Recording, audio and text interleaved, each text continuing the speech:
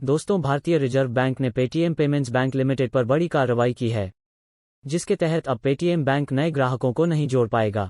अपने आदेश में आरबीआई ने कहा कि Paytm payments bank IT system का व्यापक सिस्टम ऑडिट करने के लिए एक आईटी ऑडिट फर्म नियुक्त करे। ये रोक कब तक के लिए है, इस पर आरबीआई ने कुछ नहीं कहा है। दोस्तों, केंद्रीय बैंक ने कहा कि जब आईटी ऑडिट फर्म उसके सिस्टम की पूरी समीक्षा कर लेगी तो उसकी रिपोर्ट के आधार पर ही वो आगे का फैसला लेंगे।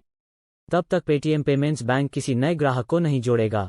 इसके अलावा आरबीआई ने यह भी साफ किया कि पुराने ग्राहकों पर इस फैसले का कोई असर नहीं पड़ेगा, वो नियमानुसार काम करते रहें, उनके लिए कोई भी समस्या नहीं होगी। पुराने बैंक ग्राहक मनी ट्रांसफर कर सकते हैं और सभी बैंकिंग सेवा को भी उपयोग कर सकते हैं।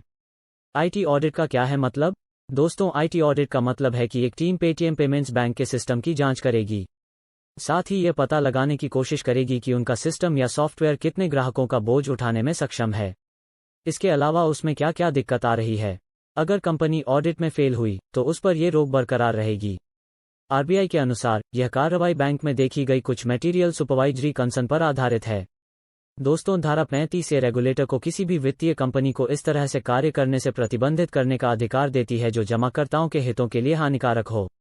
ग्राहक पेमेंट्स बैंक में जमा कर सकते हैं, हालांकि इसे अपनी बैलेंस शीट से किसी भी ऋण का विस्तार करने की अनुमति नहीं है। इस प्रकार अब भारतीय रिजर्व बैंक के इस आदेश के बाद पेटीएम पेमेंट बैंक अपने प्लेटफॉर्म पर नए कस्टमर्स को नहीं जोड़ सकेगा जब तक इसका समाधान न हो जाता है।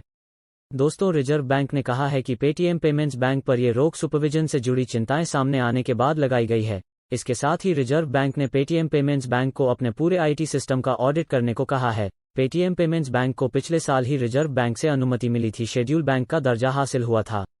बैंक 33 करोड़ पेटीएम वॉलेट को सपोर्ट करता है और इसकी मदद से ग्राहक 87,000 से ज्यादा ऑनलाइन कारोबारियों और 2 करोड़ से ज्यादा स्टोर में ट्रांजैक्शन कर सकते हैं।